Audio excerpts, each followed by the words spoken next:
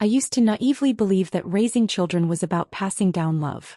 But at this age I've come to realize, sometimes raising kids is just preparing for the day you'll need to defend yourself from their schemes.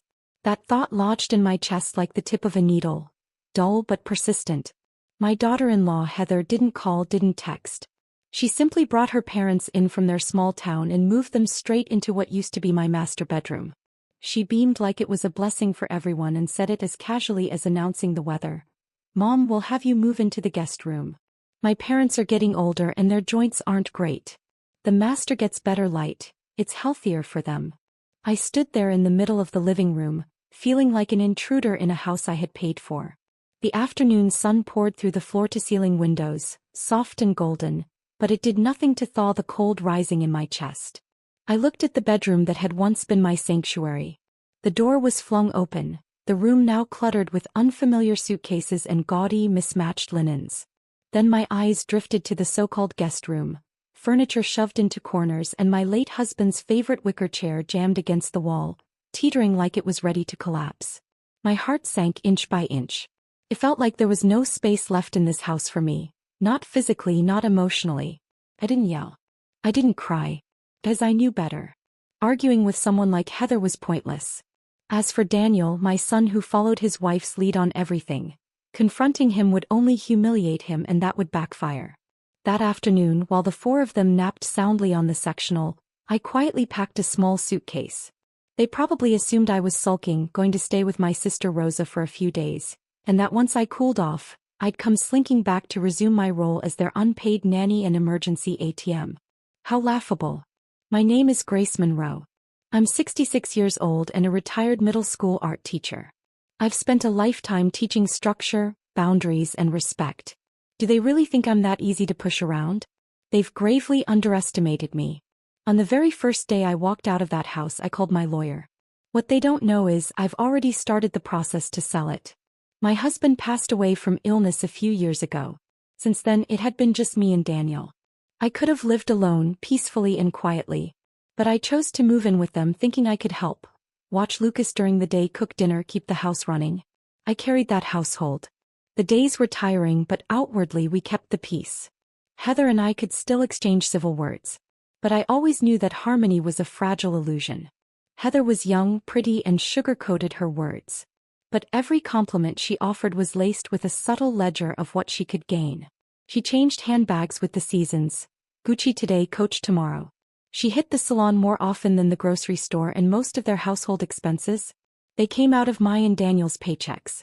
Heather always acted respectful around me, but the flicker of disdain in her eyes, barely there yet sharp, was like a thread-thin needle pricking straight into my gut.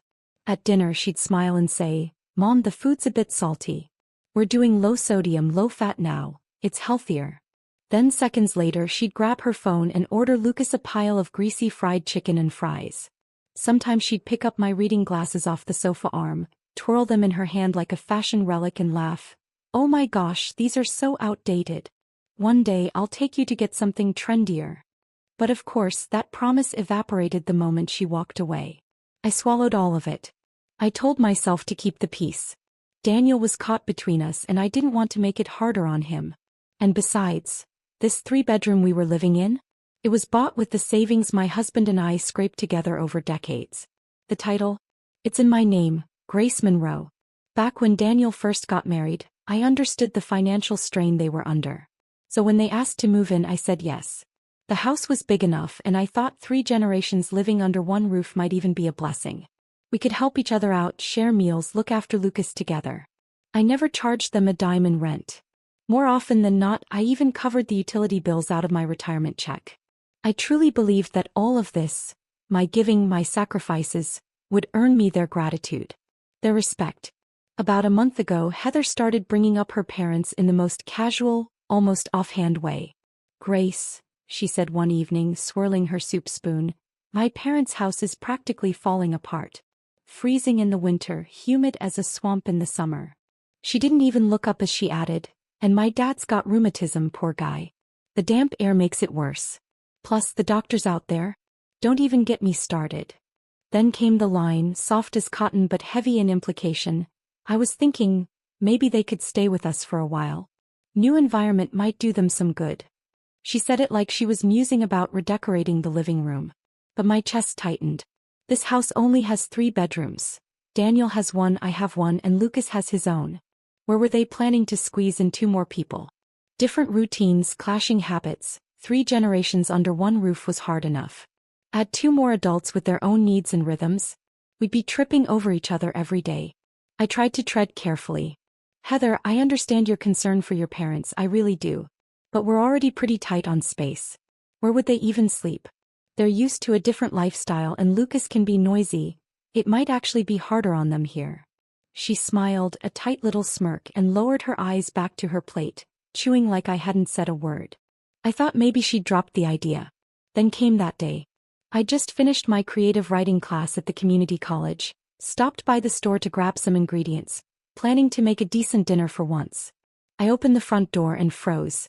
Massive travel bags were piled in the entryway. From the living room came voices, loud, unfamiliar laughter that filled the space with a presence that wasn't mine. I slipped off my shoes and walked in. There, sprawled comfortably on the couch, were 2 older strangers sizing up the room like they were shopping for it. The man had salt and pepper hair and sun-baked skin. The woman wore a faded floral dress and a look of guarded curiosity. It was them. Heather's parents. I'd only seen them once before, at Daniel's wedding. Heather popped out of the master bedroom the second she heard the door open. Her grin was so wide it felt unnatural, like she'd been rehearsing it. She looped her arm through mine, chipper as a holiday hostess. Grace. You're home. Come say hi. My parents are here. It's gonna be so fun having the whole family together under one roof. Then she added, like it was an afterthought soaked in fake concern, I already moved your stuff into the guest room. Figured we'd let my parents have the master. They're light sleepers, you know, and the master's quieter. Plus that big balcony. So much sunshine, it'll be great for their health. This wasn't a conversation. It was a decree. I didn't even look at her. My eyes drifted past her to the master bedroom, now partially closed. I saw the edge of my old vanity table, one I'd used for over a decade, now crowded with unfamiliar trinkets and knickknacks. The houseplants I'd lovingly raised for 5 years, shoved into a corner. In their place, some plastic potted monstrosity, tacky and lifeless. My old books, the family photo albums, the keepsakes my husband left behind, stuffed unceremoniously into the cramped guest room like junk you shove into the attic, out of sight and out of mind. The space reeked of displacement. Everything I cherished was reduced to clutter. Discarded. Replaced. Forgotten. Daniel stood behind Heather, his eyes darting everywhere but toward me. He rubbed his hands together, opened his mouth once or twice, then finally muttered, Mom. Heather, she meant well. Meant well. What kind of twisted kindness pushes someone out of their own room, treats them like a guest in their own home, and does it all with a sweet smile? The chill I felt ran from the soles of my feet to the top of my head, like I'd been doused in ice water. At the same time, a slow, searing rage began to rise inside me, like a branding iron pressed deep into my gut. But I didn't explode. I inhaled slowly, then exhaled. Stay calm, Grace. Argue with Heather? She'd just turn around and cry to everyone about her petty, uncultured mother-in-law. Fight with Daniel. He was already fully under her thumb, wouldn't even raise his voice in my defense. All it would do is make me look pathetic. And I knew, if I went down that path, this house would become a battlefield. And I'd be the only one wounded. I slipped my arm out of hers, looked Heather square in the eye, and said with all the emotion of a weather report, Got it. Then I turned and walked into the guest room. The door felt like it had turned into a wall, a silent, solid divide between me and the new owners of this house. Outside, I could hear Heather and her mother laughing, their voices like drills in my ears, chirping about curtain colors and hanging chairs for the balcony, and whether they should plant some herbs out there. As if the room had always been theirs. As if I had never existed in it. Inside, chaos. My clothes were tossed haphazardly on the bed. My husband's favorite books were crushed beneath a heap of wrinkled fabric, the pages curling at the corners. A photo frame lay face down on the floor, one corner of the glass cracked. In the picture, he and I were young again, standing in the spring sunlight, his smile as warm and effortless as the season's first bloom. My heart broke like that glass, but silently. Daniel followed me in. He hovered at the door like a scolded child, unsure what to do with his hands. Mom, please don't take it the wrong way. Heather really didn't mean anything by it. His voice was shaky, low, almost apologetic. I didn't look at him. Just said quietly, "You don't have to explain. I understand." Of course I understood. I saw everything. Heather's calculated moves, her utter disregard for me, for the woman who owned this house. And Daniel, my son. So spineless. So passive. So unwilling to defend me. He didn't raise his voice. He didn't draw a line. He didn't say the one sentence I needed most. The real heartbreak wasn't being kicked out of my room. It was knowing my own son stood by and let it happen. Something in me shut down right then. Froze solid. It's not that I don't know how to fight, how to stand my ground. I just didn't want to anymore. Because once your heart dies a little, so does the will to struggle. The greatest distance in the world isn't death. It's when your own child stands in front of you and can't say, "Mom, this is your home." That afternoon, Heather took her parents out to explore the neighborhood and make a Costco run, smiling like she'd won the lottery. Daniel said nothing about where he was headed, but I imagined he'd gone to some cafe to avoid it all. I closed the door behind me and began packing. I didn't take much, just the essentials. My ID, important documents, a few pieces of jewelry. And that photo in the cracked frame. I wrapped it in a soft towel and tucked it gently at the bottom of my bag. Clothes? Toiletries? I left them. Let them have it all. After all, they had no idea what was coming next. I pulled out my phone and dialed my sister Rosa. "Rosa, can I ask you for a favor?" I kept my tone as light as I could. "You remember that cleaning service you mentioned a while back? Do you still have their number? I'd like to hire someone reliable to do a deep clean on my old place in Oakland. I'm planning to move back." There was a pause on the other end of the line, just a second or two, before her voice came through, tinged with concern. "Grace? Are you okay? Did Heather say something again? Did you two have a fight?" "It's nothing serious," I said, pausing. "I just want a quieter place for a while." I didn't say more. Some things don't need to be shared, not even with your own sister. Airing your family's dirty laundry only spreads more worry. After we hung up, I immediately called the cleaning company and booked a full service for the next day. Once everything was set, I zipped up my old suitcase and quietly walked out of the bedroom. As I stepped into the living room, Heather and her parents burst through the front door, all smiles, carrying bags of fruit and snacks from their shopping trip. Heather paused when she saw me with the suitcase, but only for a heartbeat before flashing her usual plastic smile. "Grace, heading off on a little trip? Going to stay with Rosa for a bit?" Her voice was sweet, but her eyes betrayed her. There was a flicker of triumph there, the kind of smug satisfaction that said, "See? You're leaving just like I planned." He thought I was sulking. That I needed a few days to cool off, and once I had, I'd slink back, tail between my legs, ready to serve again. A misunderstanding, a few fake apologies, and things would go back to how they were, with me back in my corner, quiet and compliant. What a joke. I didn't even bother to look at her. I turned toward the entryway and started changing my shoes. "Mom, are you really leaving?" Daniel's voice startled me. I hadn't even noticed him come in. He rushed toward me, panic written all over his face, one hand halfway extended. But Heather gave him a subtle glance, a quiet warning. And just like that he stopped. Paralyzed. Eyes flickering back and forth like a man torn in half. In Heather's gaze I saw only contempt and certainty. "Where do you think you'll go? You've got no money, no support. You'll come crawling back. And when you do, we'll decide what's left for you." I almost laughed. People like her never stop pushing. You give an inch, they take the whole road until you're pressed up against the edge with nowhere left to step. There's no point arguing with people like that. Logic won't change them. Only reality will. I didn't answer anyone. I didn't respond to their fake concern. I opened the door and stepped out, leaving behind just one sentence. "I'm going back to my own home. You can manage things from here." And with that I walked out.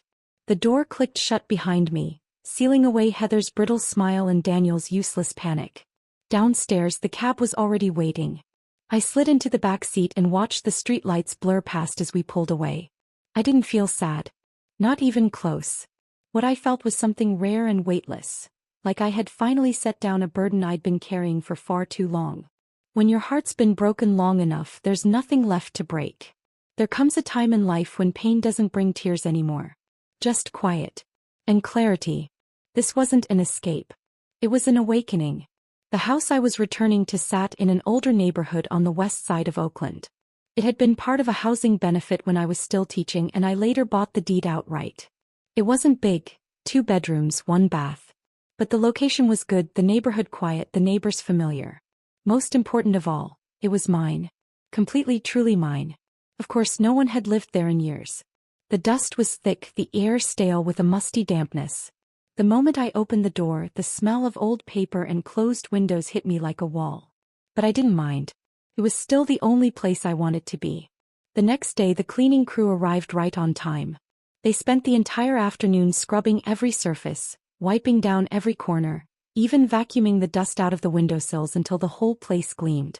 I opened every window in the house, letting sunlight and fresh air flood in, chasing out the years of mustiness and shadows that had settled in from disuse. The familiar furniture was still there, waiting quietly in its old spots. The styles were outdated, the edges worn, but every scratch and dent carried a memory of me and my late husband. This was my true home. A place that belonged to me, and no one could shove me out of it. No Heather with her sugary smiles. No intrusive in-laws acting like royalty. No suffocating manipulation disguised as family care. I began setting the room up again, piece by piece. I placed my husband's photo on the nightstand, right where it used to sit. The orchid they had cast aside, I gently moved it to the sunniest corner of the balcony. And just like that, my life started to feel like mine again. I signed up for an oil painting class at the local community college, something I'd wanted to do for years. I made plans with a few retired friends. Morning walks by the lake, coffee dates, conversations about everything and nothing. The air felt crisper. The laughter felt real. Even walking felt easier. At night, I brewed a cup of chamomile tea, flipped on an old movie, or read a few pages from a novel I'd never gotten around to finishing. When I got tired, I went to bed early and slept through the night. The insomnia that had plagued me for years, it faded. So did the tight ache that used to sit in my chest like a stone. For the first few days, Daniel called a few times. His voice held the same nervous energy of a schoolboy trying to test his teacher's patience. "Mom, you doing okay over there? When do you think you might come back for a visit?" My answer was calm but firm as stone. "I'm doing just fine at my own home. You take good care of Lucas." Every time I said something like that. Brief. Clear. Unshakable. Once. Twice. 3 times. Eventually, Daniel started to understand. Or maybe Heather gave him the look. The calls tapered off. Then they became rare. Eventually, all that remained were the obligatory holiday texts. "Happy Thanksgiving, Mom." Or the occasional dry, "How's your health?" I didn't mind. I used to think that happiness in old age meant seeing your children happy. That their well-being was your reward. But now I knew, real happiness is having money in your pocket, peace in your heart, silence in your ears, and most importantly, freedom from people who think they own you. Here in this little house, my life was still. And stillness had never felt so good. Heather, though, clearly wasn't coping well. Her grand scheme had banked on me crumbling. She'd counted on the loneliness, the inconvenience, the little headaches of daily life piling up until I ran back to them, willing, desperate, ready to serve again. But a month passed. I didn't go back. I didn't complain. I didn't ask for a single thing. Her trap had sprung with no prey inside. At first, she sent Daniel to try his hand at coaxing me, soft as a cloud, full of concern and guilt. I stayed steady, unmoved. Then finally she cracked. He called me herself. From the very first word I heard it, that breathy, syrupy tone of hers, the one she used when she was trying to play sweet. "Grace, we're just a little worried, with you living alone and all. Lucas asks about you every day." I replied with a faint, non-committal, and nothing more. There was a pause on the other end. And then her tone shifted just slightly, but enough.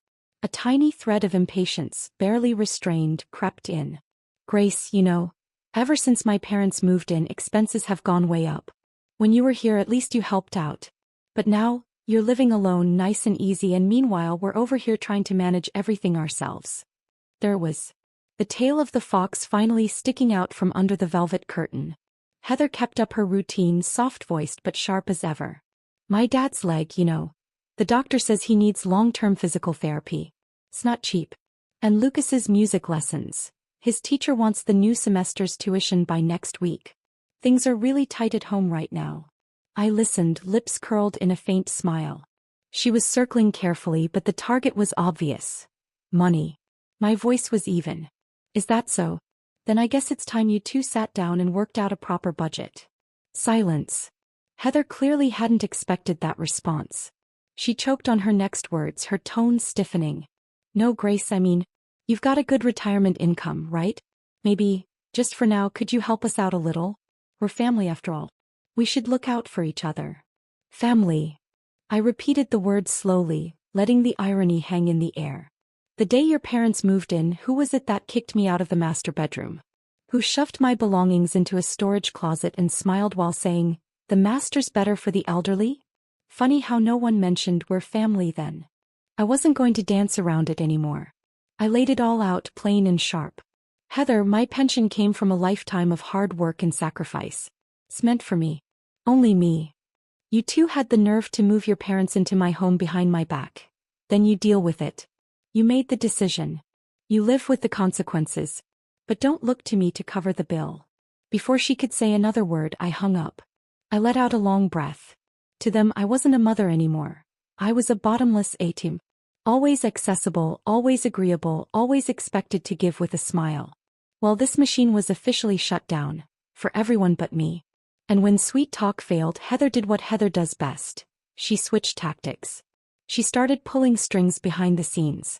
A few days later, I got a string of phone calls, one after another, all from so-called relatives.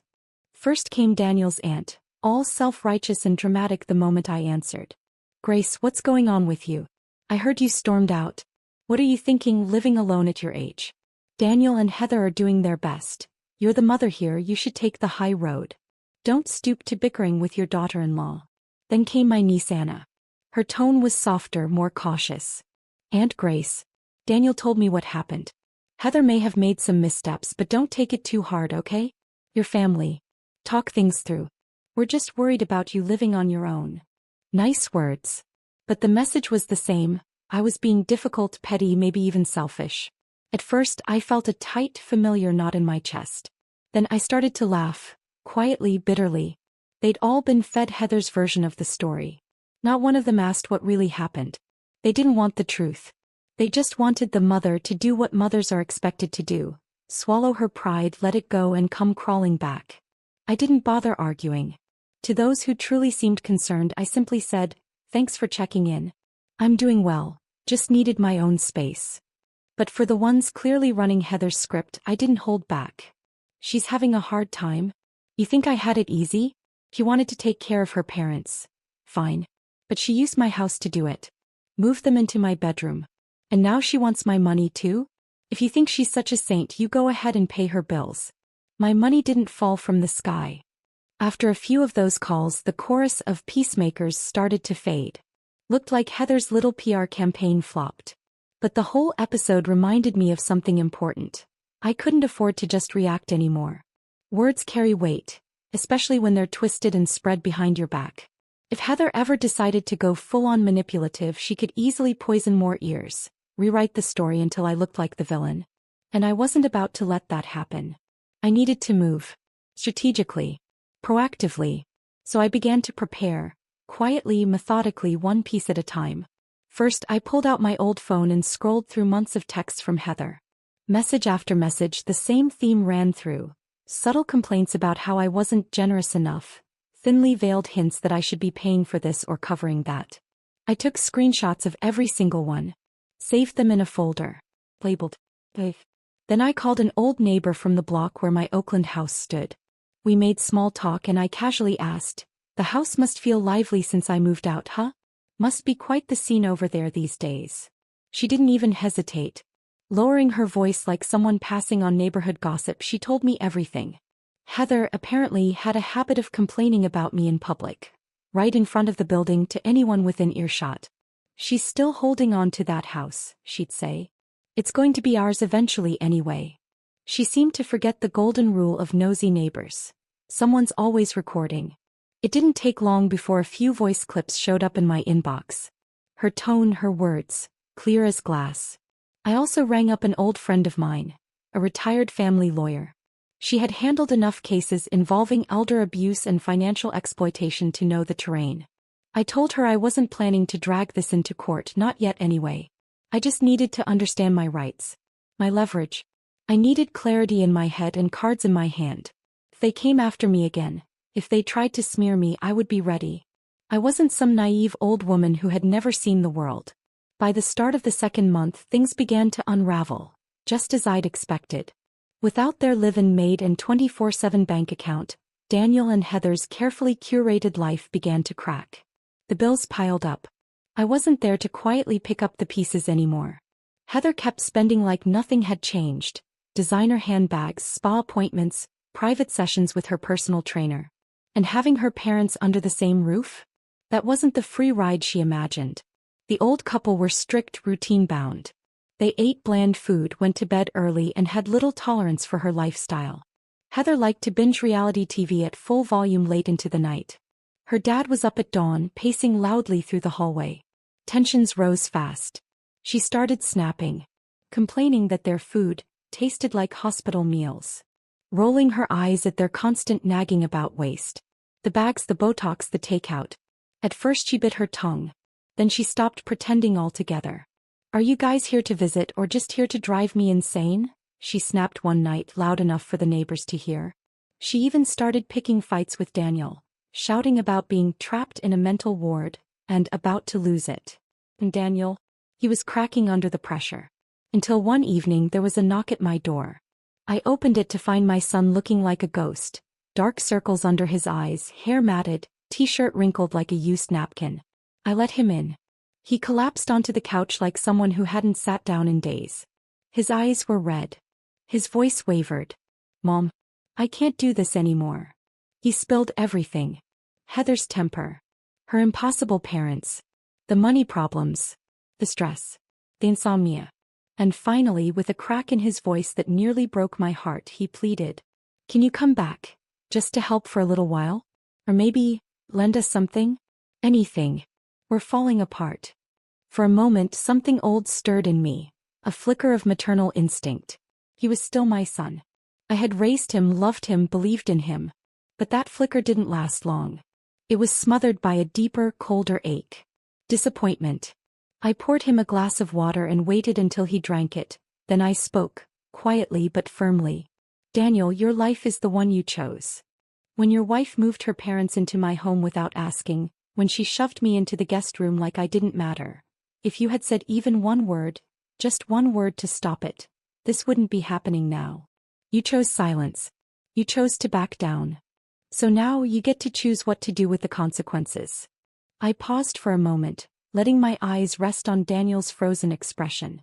Then I added slowly but firmly, "As for money, don't ask me again. Go home and tell your wife this. My money is for me and me alone. Don't expect another dime. Ever." Daniel's lips trembled like he wanted to respond, to plead, maybe to protest. But no words came. He just sat there, head bowed, like a man who'd lost everything on a bad bet. I knew my words cut deep. But some things need to be said, sharp, clear, and without apology. Compassion in the wrong hands is a disease. Especially when it's handed out to people who see you as a bottomless well, who only step closer to draw more from you, who see every act of kindness not as grace but as obligation. The more you give, the more they take, until there's nothing left of you but dust and silence. Daniel needed to wake up. I closed the door behind him and stood there for a while, back pressed against the wood, letting out a long, slow breath. Yes, my chest felt heavy, but under that weight was something else. Something steady. Something fierce. Clarity. And resolve. For the first time in a long time, I knew exactly what I needed to do. Not for them. For me. I picked up my phone and dialed a number I knew by heart. "Hello, Tom. It's Grace. About what we discussed last time. I've made up my mind. I want to move forward with the will revision."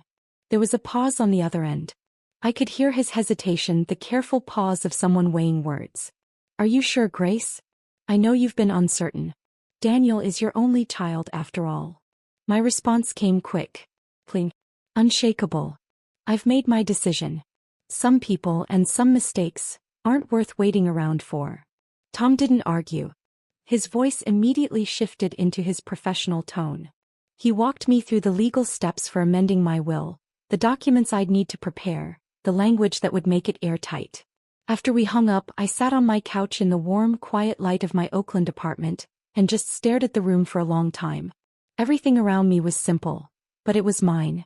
And what I owned, it wasn't nothing. 2 homes. One was this modest but well-located apartment in Oakland, worth over $300,000. The other was the house Daniel and Heather lived in now in Berkeley, a bigger property, close to $750,000 in market value. Add to that nearly $100,000 in savings, plus annuities and long-term investment accounts. My and my late husband's lifelong savings. I had never, not once, thought any of it would go to anyone else. Daniel was my only child. Who else would I leave it to? But now, everything had changed. Daniel's weakness. Heather's greed. Their combined disregard for me. Little by little, they had eroded the foundation of love and trust I'd built over a lifetime. Leave them all this? I could already picture how they'd squander it. New cars, designer bags, the latest iPhones, and a lifestyle that always needed more. I could even imagine the 2 of them turning on each other, fighting over who got what, how to split the cash. Me. After they finished inheriting everything, they probably wouldn't even bother to buy a headstone. No. I wouldn't let it happen. Not after everything I'd lived through. Not after everything I'd earned. The next morning I called Tom again. I have one more decision, I said. I want to sell the Berkeley house. The one they're living in. By noon we met at his office. He placed the authorization contract in front of me. I read it carefully, then signed my name 1 letter at a time. No shaking hand, no second thoughts. Legally, you have full authority to sell that property, Tom said, slipping the papers into a folder. They have no claim. You're the sole owner. And I'll personally oversee every step of the transaction, to make sure they can't interfere. I nodded slowly. And for the first time in a long while I felt it. Relief. The kind that settles deep in your chest like a stone finally laid to rest. That afternoon, Tom and I drove over to the Berkeley property and went straight to the property management office. I'm here to retrieve the spare keys, I told the manager calmly, handing over my ID, a copy of the deed, and an official letter from Tom. And I'd like to remove Daniel Monroe and Heather Monroe from the registered occupant list. The manager looked through the documents, eyebrows lifting slightly. Do they know you're selling the house? I gave a faint smile. They will. Very soon. Telling them would have been a courtesy. Not telling them, that was my right. That night, I contacted a reputable local real estate agency and listed the house at a fair market price. The agent they sent was a sharp, no-nonsense woman who worked fast. When she found out I was the sole owner, no mortgage, no co-signers, she had the photos, walk-through video, and listing up within 48 hours. Everything handled with precision. This place won't stay on the market for more than a month, she said with a confident nod. I want it gone quickly. No loose ends, I told her. He grinned. Owners like you are my favorite kind. On the 9th day after listing, the first showing was scheduled. It was a bright Saturday afternoon. The agent arrived with a young couple, eager first-time buyers, and they stepped into the house I had once poured my entire heart into. Heather happened to be home that day. At first, she just hovered near the hallway, watching with narrowed eyes. He probably assumed they were friends of the neighbors just visiting. Until the agent raised her voice slightly in the kitchen, speaking with a cheery pitch. This property's in a prime location. No liens, fully owned, motivated seller. It's a perfect starter home for a young family. Heather's face dropped. Who are you people? Who gave you permission to be here? She barked, rushing into the living room, planting herself squarely in the middle. The agent, momentarily surprised, quickly recovered. She pulled out the signed authorization letter and responded calmly, We're here on behalf of Ms. Grace Monroe. She's the sole registered owner of this property. We have keys and management has verified access. Heather's voice pitched higher. What the hell are you talking about? We're living here. The couple looked stunned. The woman leaned toward the agent, whispering, Is everything okay? But the agent was a seasoned pro, unshaken, steady. Everything's fine. The title is clear. There's no lease or tenant hold. This is a standard showing.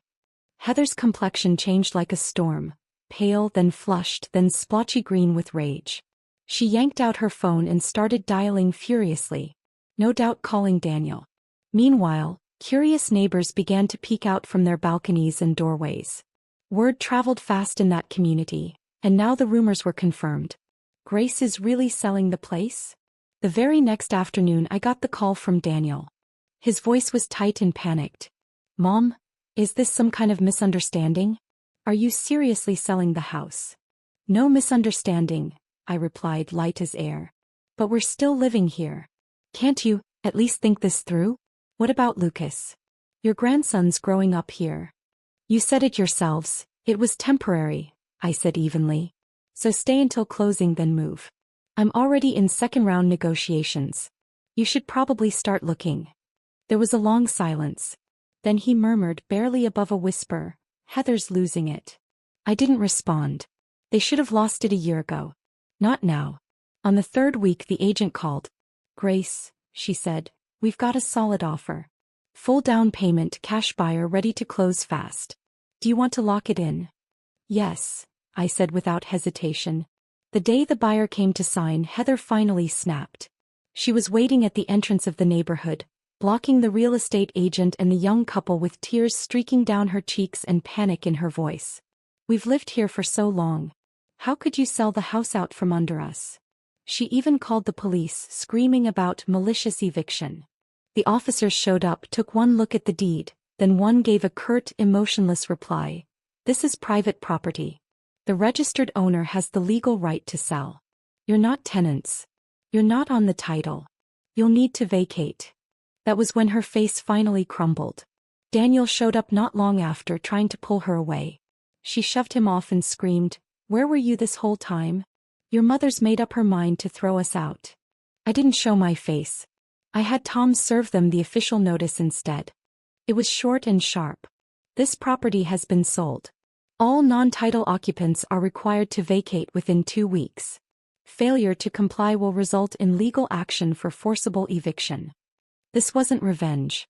It was consequence. They pushed me out of the master bedroom and into the corner. I simply returned the favor by showing them the door. Heather's drama had played long enough. It was time for her to exit the stage. A week before closing, she still wouldn't give up. She showed up at my doorstep with Daniel. It was a harsh, bright morning. When I opened the door, they stood there at the foot of my steps. Daniel looking hollowed out, Heather hiding behind oversized sunglasses, her lips clamped tight. Mom, can we talk? Daniel asked softly, like a child waiting to be scolded. I didn't invite them in. I stood in the doorway, hand gripping the doorknob like it was a boundary I wasn't about to let them cross. Heather pulled off her sunglasses, revealing red, puffy eyes. Her voice was strained, brittle. Grace, we really don't have anywhere to go. We were wrong, okay? Just think about Lucas. He's used to this house. At least let him stay.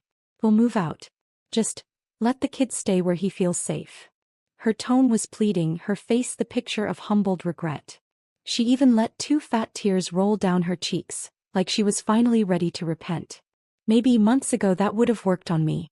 Not anymore. You're 2 fully grown adults, I said evenly. Don't tell me you can't find a rental. This isn't about Lucas needing a home. This is about you not wanting to face the consequences. Heather bit down hard on her lip. The cracks in her performance began to show. So you're really going to be this heartless? She hissed. I looked her straight in the eyes, voice like glass. Heartless. I repeated. Was it heartless when you moved your parents into my house and shoved me into the guest room without a word? She said nothing. Just turned silently toward Daniel. He swallowed. His voice was barely audible. Mom, you used to say all you wanted was for us to be happy to be together. I nodded. I did say that. But right now your together doesn't include me. What you're looking for isn't a mother. It's a backup plan. A housekeeper. An emergency fund. And I'm done playing those roles. I reached to the side and pulled out a sealed envelope. This is the formal letter from Tom. The property sale has closed. The title now belongs to the new owners. You have 5 days to vacate. If not, the buyers will file for forced removal. Daniel took the envelope and stood there dazed, like he'd just been handed a verdict. Heather's mask dropped completely. You're so cruel, she snapped, voice shrill. Just wait. When you're old, sick, alone, let's see who's there for you. I met her glare with calm, level eyes. I'd rather grow old alone than stand in a house full of family who treat me like an ATM until there's nothing left. I paused, then added one final note. Don't worry, I won't need you. I've already made all my plans for retirement. Heather said nothing else. Just turned and slammed the car door so hard the windows rattled. The engine screeched to life, tires screeching like an angry child throwing a tantrum. Daniel sat in the passenger seat. He didn't even look back. After that day I never got another call from Daniel. No more half-hearted check-in voicemails from Heather either, the kind laced with fake concern and hidden agendas. Just a brief text from my realtor. They've started packing. But it's clear they have nowhere to go. They're asking if you'd consider postponing the handover. I replied with 2 words. Absolutely not. Friday morning I received a call from the buyer's attorney, confirming the moving crew was scheduled to arrive the next day. If the house isn't vacated, he said plainly, we'll initiate formal proceedings for forcible removal. I hung up and sat by the window for a while, watching the old locust tree outside sway gently in the wind. That tree had seen many seasons come and go. Now it stood as witness to the final cleansing of mine. By noon the next day the neighborhood group chat lit up. Daniel's wife is outside yelling at the movers. I heard Grace finally sold the house. Told you, nobody gives away a house like that for free. One neighbor even filmed a short clip and sent it to me. There Heather was stomping around the sidewalk in a pair of completely inappropriate high heels, shouting at the movers, "Be careful with that box. That has my skincare in it. Don't touch that cabinet." I said don't touch it. Daniel sat crouched by the wall on the phone, pale and defeated, surrounded by half-sealed boxes and scattered clothes. Lucas sat silently with a small dog in his lap, watching everything unfold without a word. As for Heather's parents, the very same ones who had once lounged smugly in my master bedroom, they were now crouched in the hallway trying to tape up a few old chairs. Their faces were tight, anxious. No one was helping them, because no one owed them anything. Word was they'd found a cramped, overpriced walk-up apartment in the suburbs. No elevator, barely enough space to lie down. Their suburban exile. Lucas's extracurriculars had to be cancelled. After defaulting on their mortgage earlier that month, they were already living off credit cards. Heather and Daniel fought more and more. First she blamed him for not stopping his mom. Then came the guilt. My parents did all this for us. And finally the real venom. You said that house would be ours eventually. Daniel said nothing. Because when you know the truth, but choose to ignore it over and over again, there will come a day when your cowardice demands payment. Once everything was settled I went to the lake alone. The sun was warm. The breeze gentle. A few ducks glided across the water like nothing had ever happened. I sat on a bench, fingers wrapped around a hot cup of coffee, the other hand resting on the edge of my scarf, an old one gifted by my late husband. Worn thin but still warm. I never really believed I could go through with all of this. Not because I lacked the means but because I never thought I'd find the strength. But once your heart hardens, you realize how much you've been carrying just to keep peace that wasn't even yours to keep. Selling that house didn't leave me alone. It set me free. Tom had already helped me establish a closed trust, securing my living expenses, healthcare and long-term care. I even included a donation clause. A portion of my funds would go each year to California's legal aid for women, specifically supporting those denied control over their own finances in marriage and family. I'm not here to rescue Daniel. And I won't waste time trying to punish Heather. I'm here now to support women who actually need it. Life in the community picked up. I joined a few local activity groups. Made a friend, Lillian, a fellow widow with a rescue cat named Daisy. We walk together often and she always says, "I like the way you walk, like you've still got somewhere important to be." And I do. I've started traveling. Nothing extravagant. Just train rides to little coastal towns. I bring my sketchbook, a paper parasol, take photos, then buy myself a slice of cream cheesecake on the way home as a reward. I've never lived so simply. And never so fully. As for them, I haven't reached out. Sometimes Daniel sends a text. "Mom, we moved. Lucas keeps asking when you'll come see him." And I reply, "I'll visit. I miss him too. As I still love my son." I still love my grandson. But we no longer share the same life. And that's okay. My world is quiet now, finally, undeniably mine. That evening I sat on the sofa and opened an old photo album. One picture caught my eye, a younger me holding newborn Daniel in my arms, smiling with a kind of pure, bright hope. I smiled back, lightly tapped the page and whispered, "You did your best. It's okay to let go now." I pulled the blanket over my shoulders as the sunset spilled across the windows like a painting. And I thought, true happiness isn't how many people sit beside you. It's when you finally stop shrinking yourself to keep the wrong ones close.